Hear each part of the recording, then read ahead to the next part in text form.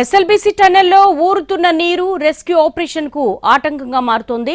నిరంతరాయంగా నీరు ఊరుతూనే ఉంది. ఆ నీరు ఎక్కడి నుంచి ఊరుతుందని జియోలాజికల్ సర్వే టీం అన్వేషిస్తోంది. టన్నెల్ పైభాగంలో ఉన్న అమ్రాబాద్ టైగర్ రిజర్వ్ ఫారెస్ట్ లోని తిర్మలాపూర్ సమీపంలో గానీ లేదా మల్లెల తీర్థం నుంచి పెద్ద ప్రవాహం పారుతున్నట్టుగా గుర్తించారు. మల్లెల తీర్థం నుంచి కృష్ణానది వైపు ప్రవాహం ఉందని చెప్తోంది జియోలాజికల్ సర్వే టీం. ప్రమాద స్థలం పైభాగంలో 450 మీటర్ల లోతులో కుర్తిపెంట టేకుల సర్వే ప్రదేశంలో పొరలు ఉన్నట్టుగా గుర్తించారు. ఆ పొరలు అమ్రాబాద్ మండలం మన్ననూర్ అటవీ పరిధిలోని ఉసురువాగు, మల్లెవాగు, మల్లెల తీర్థం ప్రాంతాల నుంచి కృష్ణానది వైపు పారుతున్నట్టుగా అంచనా వేస్తున్నారు. ఆ వాగుల ప్రవాహం వల్లే ప్రస్తుతం ఎస్ఎల్బీసీ సొరంగం వైపు పెద్ద మొత్తంలో నీటి ధారలు వస్తున్నట్టుగా భావిస్తున్నారు.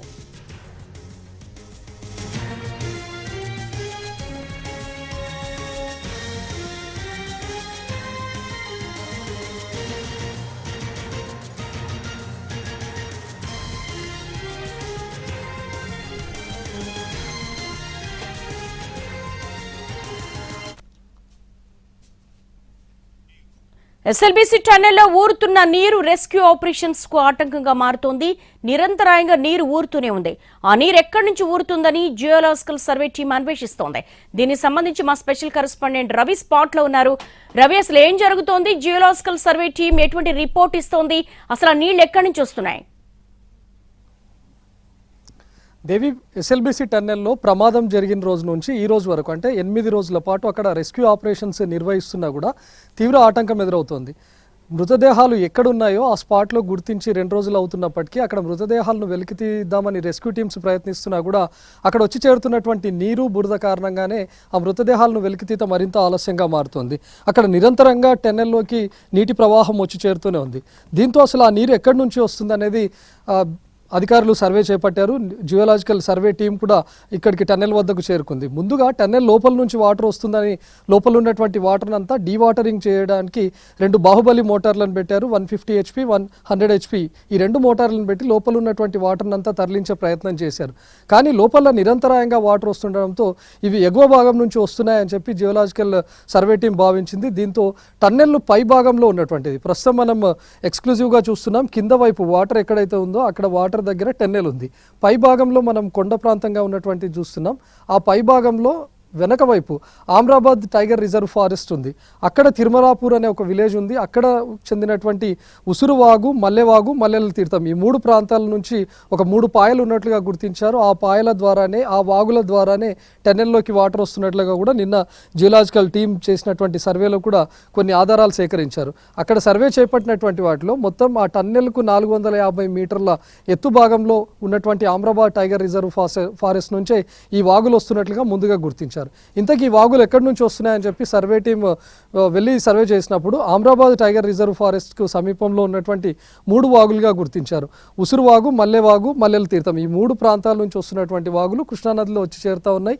అవే వాగుల ద్వారా వస్తున్నటువంటి వాటర్ ఇప్పుడు ప్రస్తుతం టన్నెల్ లోపలికి వచ్చి చేరుతోంది. ఇప్పుడు ఆ వాగుల ప్రవాహానికి పూర్తిగా అడ్డుకట్ట వేసి టన్నెల్ లోపలికి వాటర్ రాకుండా చేయగలిగితేనే రెస్క్యూ ఆపరేషన్స్ మరింత స్పీడప్ అయ్యే అవకాశం ఉంటుంది. ఎందుకంటే ప్రస్తుతం లోపల మృతదేహాలను వెలికి తీసే ప్రయత్నం చేస్తున్నారు. మృతదేహాలను GPR ద్వారా 2 రోజుల క్రితమే కనిపెట్టారు. భూమి లోపల 2 మీటర్ల లోతులో ఉన్నాయని చెప్పి అక్కడ స్పాట్లను గుర్తించిన తర్వాత తవ్వడానికి ఎంత ప్రయత్నిస్తున్నా కూడా నీటి ఊటలు వచ్చి చేరుతున్నాయి. టన్నెల్ లోపలికి కూడా నిరంతరాయంగా వాటర్ వచ్చి చేరుతూ ఉంది. వాళ్ళు తీసినటువంటి మట్టి అంతా కూడా ఇమ్మీడియట్గా బురదగా మారిపోతుంది ఆ వాటర్ కారణంగా. సో వాటర్కు అడ్డుకట్ట వేసినప్పుడు లోపలికి టన్నెల్ లోపలికి వాటర్ వచ్చే అవకాశమే ఉండదు. కాబట్టి వాటర్ను నిలుపుదల చేసిన తర్వాత లోపల ఉన్నటువంటి మట్టిని కానీ లేకపోతే అక్కడ ఉన్నటువంటి ఇప్పటికే ఫామ్ అయినటువంటి బురదను టన్నెల్ కూలిపోయినప్పుడు ఏర్పడినటువంటి మొత్తం ఆ మట్టి దిబ్బలను అన్నింటినీ కూడా తొలగించిన తర్వాత రెస్క్యూ ఆపరేషన్స్ మరింత స్పీడప్ అయ్యే అవకాశం ఉంది.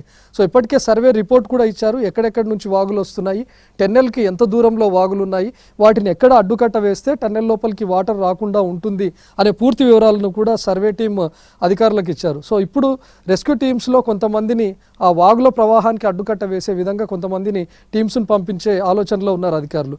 సో బాగుకు అడ్డుకట్ట వేసి టన్నెల్ లోపలికి వాటర్ రాకుండా చేస్తేనే లోపల రెస్క్యూ ఆపరేషన్స్ స్పీడప్ అవుతాయని చెప్పి అధికారులు భావిస్తున్నారు. కాబట్టి ప్రస్తుతం ఆ పనుల్లో ఉన్నారు. ఎందుకంటే 2 రోజుల క్రితమే ఎప్పుడైతే ఎన్జీఆర్ఐ శాస్త్రవేత్తలు లోపలికి వెళ్ళి జీపీఆర్ ద్వారా స్పాట్ను గుర్తించారో కొన్ని గంటల్లోపే మృతదేహాలను వెలికి తీయొచ్చని భావించారు. కేవలం 2 మీటర్ల లోతే ఉన్నాయి కదా అని చెప్పి పనులను కూడా స్పీడప్ చేశారు. లోపలికి రెస్క్యూ టీమ్స్ రెగ్యులర్గా 150 మందితో వెళ్తున్నటువంటి టీంను 200 మందికి కూడా పెంచారు. అయినప్పటికీ కనీసం వాళ్ళు 1 మీటర్ లోతు కూడా తవ్వలేకపోయారు. అంటే అక్కడ వచ్చి చేరుతున్నటువంటి వాటర్ కారణంగానే ఈ సమస్య తలెత్తుతోంది, ఆటంకం కలుగుతుంది అని చెప్పి భావించారు. కాబట్టి ప్రస్తుతం ఇక్కడ ఉన్నటువంటి టీంలో కొంతమందిని అక్కడ పంపించి వాటర్కు అడ్డుకట్ట వేసిన తర్వాతనే ఇప్పటికే తవ్వినటువంటి 1 మీటర్కు అదనంగా మరొక మీటర్ కూడా తవ్విన తర్వాత 4 మృతదేహాలను వెలికి తీసే అవకాశం ఉంది. ఆ 4 మృతదేహాలతో పాటు మిగతా 7 మీటర్ల లోతులో మరొక 4 మృతదేహాలు కూడా ఉన్నాయి. వాటన్నింటినీ తీయడానికి ప్రస్తుతం అధికారులు ఒక 10 రోజులు పడుతుందని అంచనా వేస్తున్నారు. సో ఇప్పుడు వాటర్కు కనుక అడ్డుకట్ట వేస్తే ఆ 10 రోజుల సమయాన్ని కాస్త వారం లేకపోతే ఒక 6 రోజుల లోపలే మిగతా 4 మృతదేహాలను కూడా తీయొచ్చని భావిస్తున్నారు. సో ఇప్పుడు ఎన్జీఆర్ఐ ఇచ్చినటువంటి రిపోర్ట్ ప్రకారం ఆ వాగుల నుంచి వస్తున్నటువంటి ప్రవాహానికి అడ్డుకట్ట వేసే దిశగా అధికారులు సమాయత్తమవుతున్నారు.